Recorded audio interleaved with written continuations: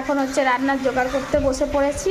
আর কি রান্না হবে না হবে সেই যে এটা দেখে কেউ কিছু বুঝতে পারছে, এখানে আছে বিম কড়াই, ক্যাপসিকাম আর গাজর কেটে নিয়ে ধুয়ে নিয়েছি। এটা থেকে বুঝতে পারছো কি হবে আজকে? আচ্ছা, কেউ যদি বুঝতে পারো অবশ্যই কমেন্টে জানিও।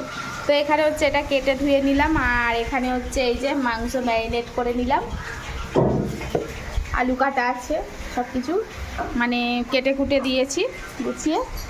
আর ওদিকে ভাইয়ের বউ রান্নায় চলে গেছে, আর এদিকে হচ্ছে ভাইয়ের বউ রান্না করতে লেগে গেছে। আর এখন হচ্ছে এটা কি হচ্ছে, মাছ ভাজা। তো মাছটা ভাজছে। মাছ বলে দাও কি মাছ? আচ্ছা থাক, ওটা সিক্রেট থাক, খাওয়ার সময় বলবো, তাই না? আর এখানে হচ্ছে ভাত, মানে রাইসটা এই যে। তো তোমরা অবশ্যই বলবে যে কাটাকুটি দেখে কি কি মেনু হতে পারে। তো দেখা যাক বন্ধুদের সঙ্গে আমার এই কথাটা মিলে যায় কি না। তো কী রান্না বান্না হবে সেটা অবশ্যই কিন্তু বন্ধুরা তোমরা কমেন্টে জানাবে, আর খাওয়ার সময় অবশ্যই বলবো। তো এই তো আজকে কিন্তু বাপের বাড়ির পালা মোটামুটি শেষ করেই চলে যাব।